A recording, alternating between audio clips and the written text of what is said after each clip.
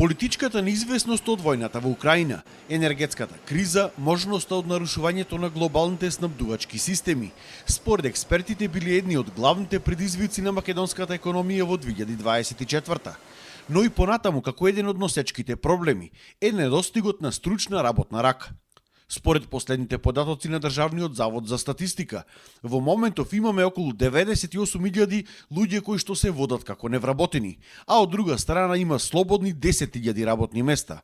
Тоа било доказ за неусогласеноста на побарувачката и понудата на пазарот на труд, односно немањето на доволно стручни образовани кадри според потребите на нашето стопанство. Подобрување на вештините и компетенциите на работната сила преку соодветни промени во структурата на курикулумите во високото, средно и во средното стручно образование, понатака произведување на нови профили во рамките на средното стручно образование, понатака поголема хетерогеност и сеопфатност на активните мерки на пазарот на труд преку кои што би се оспособувале невработените побрзо да ги пополнуваат слободните работни места. Овој предизвик на усогласување на понудата и побарувачката на работна сила ќе продолжил и во 2025-та.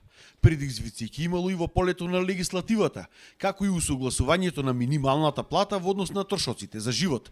А се очекувало и донесување на законот за социјално претприемништво, кој што би ја подобрил положбата на ранливите категории на пазарот на труд.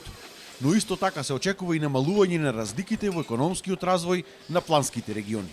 Треба да истакнеме диспаритетот меѓу Скопскиот регион како регион кој што е најразвиен и останатите региони од натрешноста на државата, кои што преку паметната специјализација би можеле да ги искористат своите конкурентски предности и преку еден партиципативен пристап, приоритизирање на она што значат предности и можности во секој регион, би се подобрила и положбата на населението. Во однос на потполнувањето на дупката во ПИОМ, експертите предлагаат формализирање на неформалната вработеност, со што повеќе вработени би можеле да придонесуваат компензискиот фонд.